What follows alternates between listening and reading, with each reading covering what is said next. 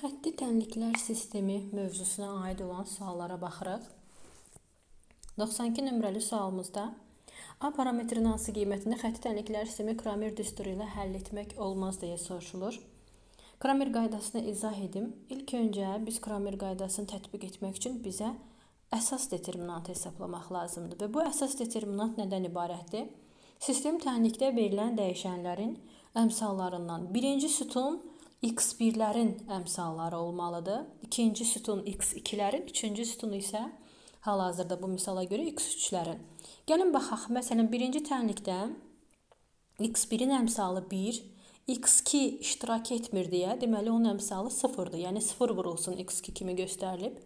x3'ün də əmsalı 1'dir, yəni 1 dənə x3'ünüz var. İkinci tənlikdə x1'in əmsalı a, x2'nin əmsalı 1, x3'ün əmsalı isə 2'dir. Və üçüncü tənlikdə isə x1 görmədiyimizə görə deməli əmsalı 0'dır, yəni 0 vurulsun x1'dir. x2'nin əmsalı 1, x3'ün də əmsalı 1. Biz əsas determinanta baxmalıyıq mütləq şəkildə. Əgər əsas determinant 0-dan fərqlidirsə, deməli Kramer düsturunu tətbiq etmək olar. Yox, əgər əsas determinant 0-dırsa, deməli tətbiq etmək olmaz. Biz bu halda A-nın hansı qiymətində determinant 0-a bərabər olduğu hala baxmalıyıq. Üç ölçülü halda determinantı hesablamağı artıq bilirik. Bunun üçün nə edirik? Baş diaqonal elementlərini ilk öncə bir-birinə vururam. 1 eləyir. Baş diaqonala köməkçi olan üçbucağı düzəldirik buradan. A, 1, 1. A eləyir hasili. 0, 2 və 0 hasildə 0 oldu. Sonra çıxılsın. Ardınca çıxılsın yazırıq. Bu əlavələri silim. İndi yan diaqonal elementlərini yazıram. 0, 1, 1. 0 eləyir, çıxılsın. A, 0, 1. 0 olur. 2, 1, 1 isə 2 eləyir. Bərabər 0. Buradan nə aldıq? Qaldı A. 1-dən 2 çıxanda çıx 1. Bərabər 0. Deməli, A-nın da qiyməti 1.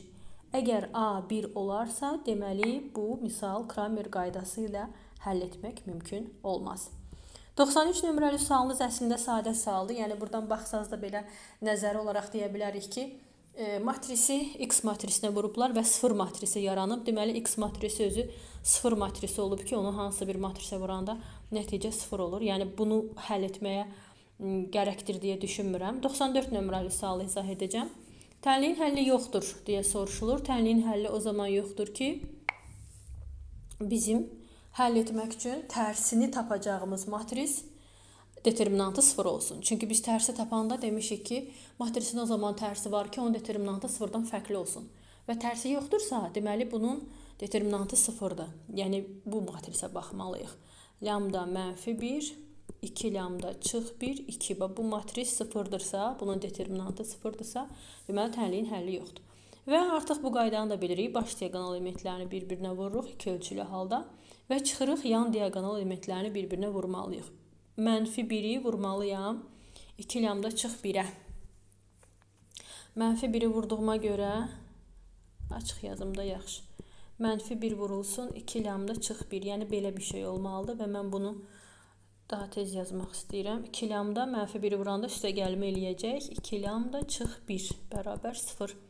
4 lambda bərabərdir 1 və buradan da alırıq 2 lambda bərabər 4-də 1 olarsa, deməli bu tənliyin həlli yoxdur. Və burada bu sualı həllini qaydasını izah edirəm. Bunun tipli olan 95 nömrəli suala baxın, həllini tam geniş izah edəcəm. Amma bu tipli olan digər sualları çalışacağım. Qaydanı verim, amma həllini tamamlamayım. Baxaq nəyə? AX bərabər B tənliyini həll etmək lazımdır. Buna həmişə fikir verin.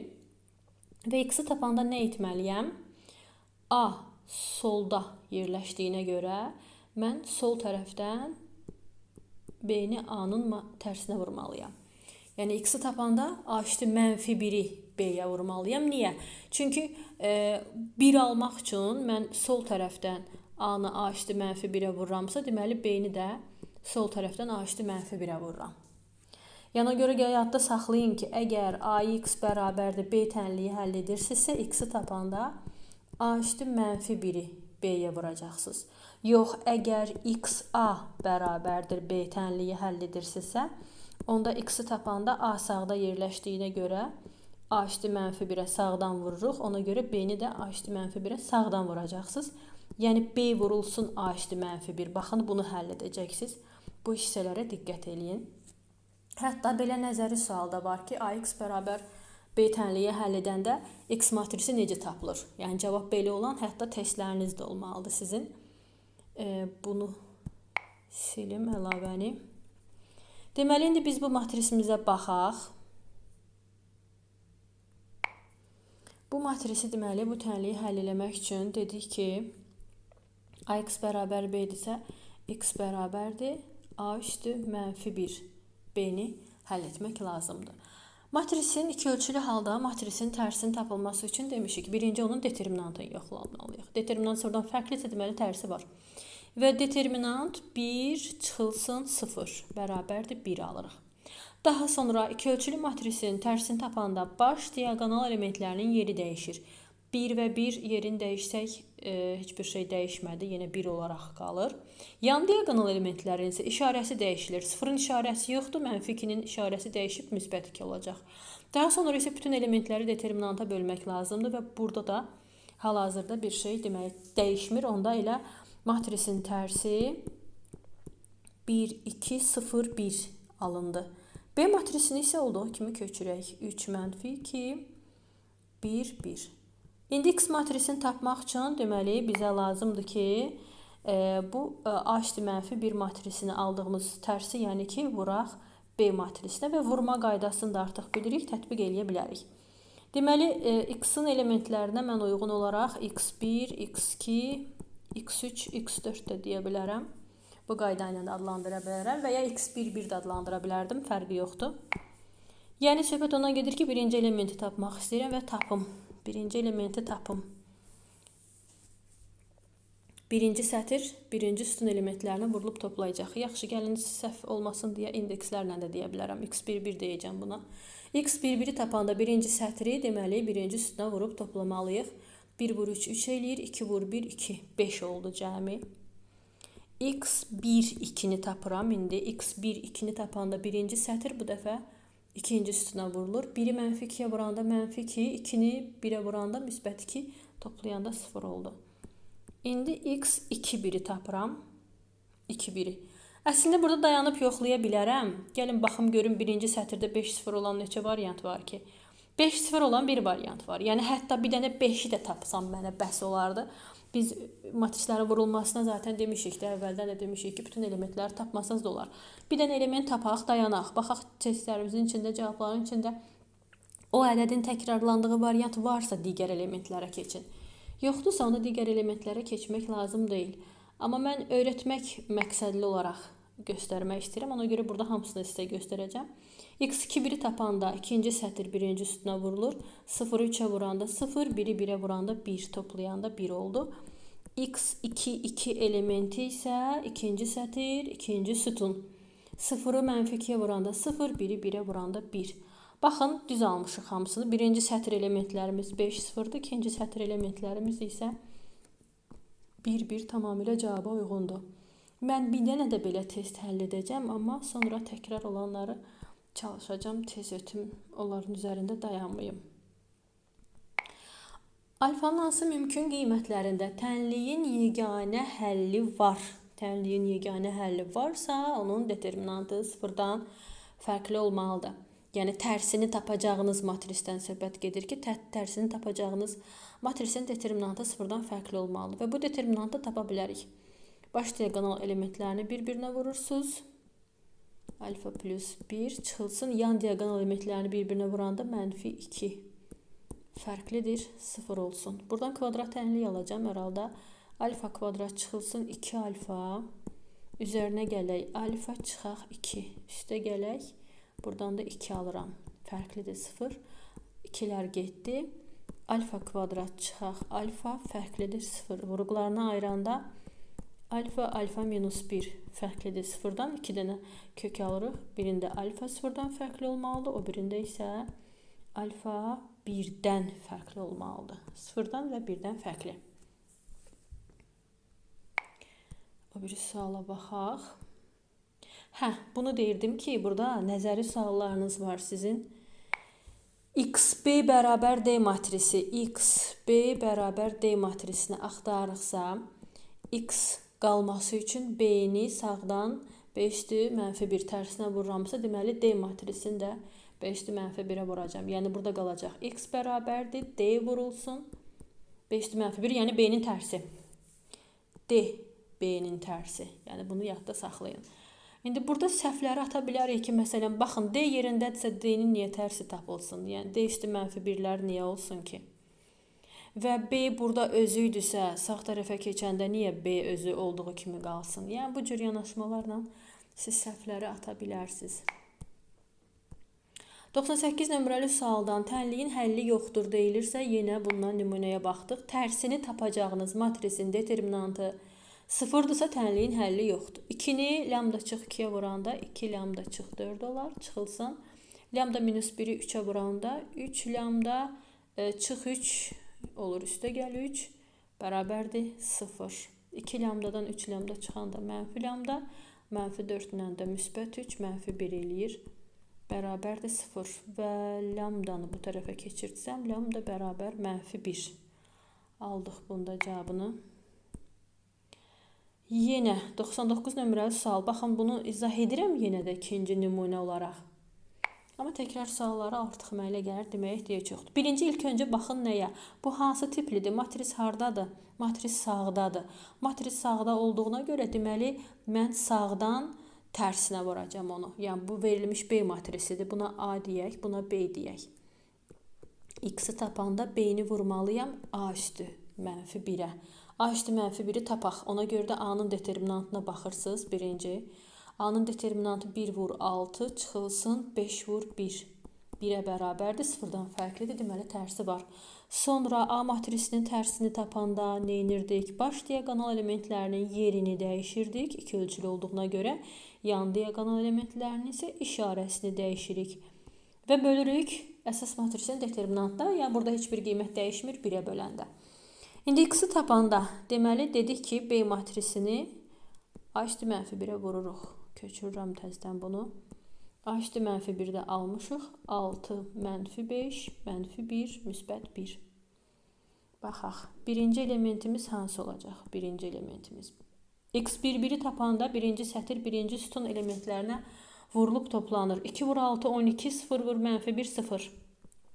Birinci element 12 eləyir və dayanıram, testin cavabını baxıram. Birinci element 12 olan neçə variant var? Bir dənə variant var əslində. Bir dənə variant varsa, elə o da mənim cavabımdır deyə gedə bilərəm. Əgər özümdən əminəm ki, düz tapmışam da, yəni aldığım 12 elementini özümdən əminəmsə, yəni testi də götürüb gedə bilərəm. Amma ardını tamamlamaq üçün deyim, misalı tamamlayım. X1, 2 elementini tapanda X birinci sətri İkinci sütuna vurub toplayarlar. 2-ni mənfi 5-ə vuranda mənfi 10, 0-ı 1-ə vuranda 0. Ona görə ikinci elementimiz mənfi 10-dur. Mənfi. Sonra X 2-1-i tapanda ikinci sətir birinci sütuna vurulub toplanmalıdır. Mənfi 1-i vuranda 6-ya mənfi 6, 0-ı vuranda 0. Deməli birinci element mənfi 6-dır. Və nəhayət X 2-2 elementini tapanda ikinci sətir elementləri ikinci sütun elementlərinə vurub toplanmalıdır. Mənfi 1-i mənfi 5-ə vuranda müsbət 5, 0-ı da vuranda 0 eləyəcək. Ona görə 5. Və hamısını düzgün şəkildə almışıq. Bütün elementlərimiz doğrudur. Deməli 12 götürsəydim də zaten misalı bitirmiş hesab olardım. 100 nömrəli sual. Baxaq nəyi nəyə vurmalıyıq? X A-nın nəyində də sağında yerləşdiyinə görə onda A üstü mənfi 1-ə vuracam. Deməli, X-i tapanda A üstü mənfi 1-i B-yə vuracaqsınız. A-nın tərsinin tapılması qaydasını bildik. Matrisin matrisə vurulmasından da zaten dedim, çox dedim. En məchullu qeyri-bircins en sayda xətti tənliklər sisteminin nə zaman yeganə həlli var? Təbii ki, baş determinant 0-dan fərqli olanda misallardan həll elədik. Və nə zaman həlli yoxdur? O zaman həlli yoxdur ki, sizin bu determinantınızın qiyməti 0 olsa, 2 ölçülü halda determinantın hesablanmasında demişəm. Bundan suallar demişəm. 103-ü izah edərəm. Baxın, A, X, B bərabərdir, C şəklindədir. A hardadır? Solda. Deməli, nə etmək lazımdır? Soldan A-ü -1-ə vurmaq lazımdır. Onda mən C-ni də soldan A-ü -1-ə vuracam. B hardadır? Sağda. Deməli, B-ni sağdan -1-ə vurmaq lazımdırsa, onda burada da B-ni sağdan -1-ə, yəni 5-li -1-ə vuracam. Onda mənim cavabım qalır, X bərabərdir. A-nın tərsi C matrisinə vurulur, sonra isə B-nin tərsinə vurulur. A-nın tərsi C-yə, sonra da B-nin tərsinə oldu. Yəni bu analogiyaya diqqət edin. 104 nömrəli sual. A matrisi hardadır? Sağdadır. Deməli, bu verilən matrisinizi sağdan vuracaqsınız bu matrisin tərsinə. A parametrin hansı qiymətində xətti cəbri tənliklər sistemi Kramer üsulu ilə həll etmək olmaz? 92 nömrəli sual ilə bundan ibarət idi. Əsas determinant sıfırdırsa, Kramer qaydasını tətbiq etmək olmaz. Əsərti determinant nədən ibarətdir? Dəyişənlərin əmsalından x1-dən 1 dənədir, x2-dən 0 dənədir, x3-dən isə 3 dənədir. x1-dən A qədərdir, x2-dən 1 dənədir, əmsalı 1-dir, x3-dən isə 2 dənədir. Axırıncı tənlikdə x1-dən yoxdur, 0 dənədir, x2-dən 2 dənədir, x3-dən də 1 dənədir. Bu determinantı hesablayaq. 1, 1, 1, 1 eləyir, üzərinə gələk. A2, 3, 6, A eləyir, üzərinə gələk. 0, 2, 0, 0 eləyir, çıxılsın. Yan diagonal elementləri 0, 1, 3, 0 eləyəcək. 0A1 0 eləyəcək, 2, 2, 1 isə 2 eləyəcək, bərabərdir 0. 6A var burada. Sonra nə var? 6A-nı mən hardan aldım? 2, 3, 6, hədə, 6-dır da. X2, 2-dir, X1, 1 dənədir, bu da 6 dənədir.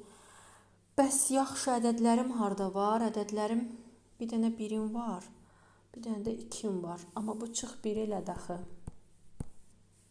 6'da 1, 6'da 1 aldığım cavabı xətt tənliklər sistemi Kramer üsuluna həll etmək olmaz. Bir dənə yoxlayım, görüm oradasa səhv elədim.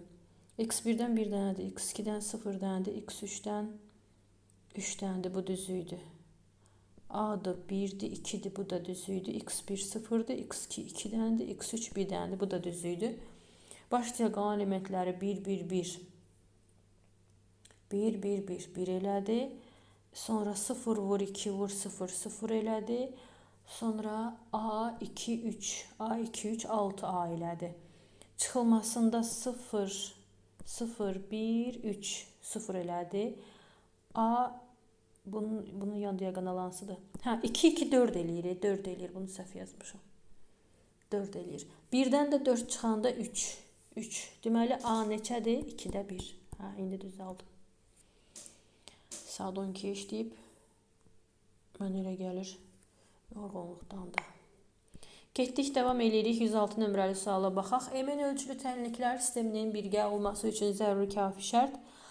Tənliklər sisteminin birgə olması, tənliklər sisteminin həlli olması deməkdir və bunun üçün də bizim qaydamız var, teoremimiz var.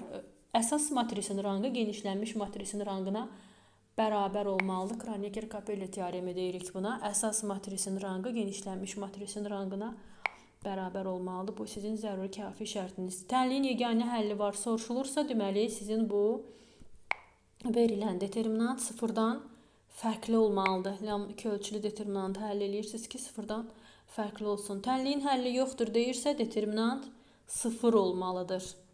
Lambdalardan ibarət olan determinantın sıfırdırsa, tənliyin həlli yoxdur. Tənlik müəyyən sistemdir. Yenə o deməkdir ki, tənliyin həlli var və burada əmsallara bir dənə diqqət edin. Birinci sistemdə lambda x-in əmsalıdır, amma y burada da var. Ona görə y bunun yanına gətirmək lazımdır. Yəni burada əslində lambda y plus y alınır. Yəni birinci tənliyiniz lambda x üstə gələk. Y-ləri çıxartsam, lambda plus 1 y bərabərdir 6. Yəni əslində birinci tənliyiniz belədir. Çünki biz axı matrisi yazanda dəyişənlərin əmsalını yazırıq. X-in əmsalı lambda, y-in əmsalı isə lambda plus 1 oldu. İkinci sistemdə isə dəyişənlərin əmsalları görünür 3 və 2-dir. Bu determinant sıfırdan fərqli olsa, deməli tənliyiniz müəyyən müəyyən sistem təşkil edir, yəni tənliyin həlli var. Baş diaqonal 2 lambda oldu, çıxılsın yan diaqonal 3 lambda çıxaq 3 oldu, fərqlidir sıfırdan. Burada nə qaldı? 2 lambdadan 3 lambda çıxsanız mənfi lambda fərqlidir 3-dən, deməli lambda fərqlidir mənfi 3-dən və cavabı aldıq. 109 nömrəli sual. 110-da baxaq. 110-da olsun da 3 ölçülü olsa da belə yenə də burada nə alırsınız? AX bərabərdir B tənliyidirsə X-i tapanda A üstü mənfi 1-i B-yə vurarlar. Yəni mən buna A dedim, buna B matrisi dedim. A-nın da tərsini tapmağı iki ölçülü halda bilirsiniz. İki ölçülü halda baş diaqonal elementləri qalır, yan diaqonal elementlər işarəsini dəyişir və bütün elementlər hamısı bölünür. Nəyə? Əsas determinanta. Yenə də eyni sual. 111, 112. Bundan izah elədim. Təkrar suallara baxmaq istəmirəm. Kramer düsturu ilə həll etmək olmaz. Bax, bunun sadəcə matrisini yazmağa kömək eləyə bilərəm. 2, 2, 3. K, 1, 1 əmsallardan ibarətdir. 1, 1, 1. Bu determinant K-nın hansı qiymətində sıfıra bərabərdirsə, onda həll eləmək olmaz. Əgər sıfırdan fərqlidirsə, deməli həll eləmək olar. Burada həll eləmək olmaz deyirsiniz, deməli sıfıra bərabər olan hala baxacaqsınız ki, determinant nə vaxt sıfıra bərabərdirsə, həlli yoxdur. 114 dedim, yenə də təkrar edirəm. X-i tapanda A solda olduğuna görə soldan A üstü mənfi 1-ə tərsinə vurursunuz, deməli B-ni də soldan vuracaqsınız. Olacaq A üstü mənfi 1-in B-yə hasili. Bunları niyə deyirəm? Çünki siz tənlik həll eləyəndə, məsələn bu tənliyi həll eləyəndə sağdan da vura bilərsiniz, soldan da vura bilərsiniz. Amma sağdan vuranda başqa cavab alırsınız, soldan vuranda başqa cavab alırsınız. Daha düzgün cavabınız hansı olduğuna görə həmişə tənliyinin özünə baxın. A budur, B budur. AX bərabərdir B tənliyidirsə, deməli X-i tapanda A üstü mənfi 1-i B-yə vuracaqsınız. Yəni əvvəl A-nın tərsini tapacaqsınız, aldığınız tərsi B-yə vuracaqsınız. B-ni A-nın tərsinə yox. Çünki matrislərin vurulmasında yer dəyişmə xassəsi yoxdur. Burada yenə də A üstü mənfi 1 B-yə vurulacaq. Yenə A üstü mənfi 1 B-yə vurulmalıdır. Tənliklər sistemi müəyyən sistemdir. Baş diaqonala baxır, əsas determinanta baxırsınız. 2 çıx lambda 6, 6, 2 çıx lambda. Tənliklər sisteminin həlli var. Nə vaxt həlli var? Determinant sıfırdan fərqli olandır. Burada 2 çıx lambdanın kvadratı alınır. Çıxılsın 36. Fərqlidir sıfırdan, deməli bu fərqlidir 36-dan. Onda 2 çıx lambda fərqlidir 6-dan. 2 çıx lambda fərqlidir mənfi 6-dan. Və 2 dənə kök alınır. Hansı köklərdir? Birində lambda bərabər mənfi 4 alınır. O birində lambda bərabər 6-nı bu tərəfə keçirsəm 8 alınır. Bu da cavabınız 119-da. Eyni sualda tənliklər sistemi qeyri-müəyyəndir deyirsə, burada müsbət 6 ilə idi. Eyni sistemdir. Eyni ilə. Müəyyən sistemdir deyirsə, nəyə sıfır olsa tənliyin həlli yoxdur və tənlikdə nə vaxt sıfır olurdu? Lambdanın qiyməti nə olanda? Yaxşı, burada 2 dənə kök aldıq. Mənfi 4 ilə 8. Tənliklər sistemi qeyri-müəyyən olar. Burada köklərin hər ikisini verir. Biri hansıdır, biri hansıdır. Mənfi 4 də verir cavabda, 8 də verir. Hər iki halda determinant sıfırdır. Amma ola bilər ki, burada birində sonsuz sayda həlli alınsın. Ona görə gəlin cavabların ikisini də yoxlayaq. Bayaq mən zaten determinant həll eləyəndə 2 dənə qiymət aldım da, düzdür. Yəni yuxarıda həlli göstərdim. Ona görə gəlin baxaq, cavaba baxaq. Mənfi 4 yerinə qoysam, mənfi 4 bu eləyəcək 6x üstə gələk 6y bərabərdir 1 və aşağıdakı sistemdə də qoysam 6x mənfi 4 yerinə qoyuram da burada üstə gələk 6y bərabərdir 1. Eyni tənlikdir. Eyni tənlikdirsə deməli nədir? Bu tənliyin sonsuz sayda həlli var. 8 yerinə qoysam tənlikdə 2 çıxaq 8 mənfi 6x üstə gələk 6y bərabərdir 1 alıram. Və aşağısında yerinə qoysam isə 6x 8 çıxılsın 6y bərabərdir 1 alıram. İndi bu sistemə baxsaq, bu sistemi alt-alta toplayanda görürsünüz 6x-lar, 6y-lər gedir. Qalır 0 bərabərdir 2-yə. Bu isə mümkün deyil, mümkün deyil. Ona görə də lambda bərabər 8-də sistem qeyri-müəyyəndir demək olmaz. Yalnız -4-ü götürəcəyiz. 120 nömrəli sual, tənliyin yeganə 0 həlli var. Tənliyin yalnız yeganə 0 həlli var. Deməli, yenə də determinant nə olmalıdır? 0-dan fərqli olmalıdır. Əsas determinantı baxırsınız 0-dan fərqlidirsə, deməli tənliyin 0-dan həlli var. 121 nömrəli sualda ən yaxşı variant mən təklif eləyərdim ki, cavabı yerinə qoyub baxasınız. Çünki burada 4 dəyişən olan haldadır və burada məsələ ilə ən rahatı biri yoxlamaq olur. Birinci variantı yoxlamaq olur. -1, müsbət 1, -1, -1 eləyəcək burada. Bir dəqiqə tənliyə baxaq. -1, -1. Bu cavabı yoxlamaq istəyirəm. Birinci tənlikdə yoxlayıram. -1 çıxılsın 1, üstə gələk 0, üstə gələk 2, bərabərdir 0, ödədi.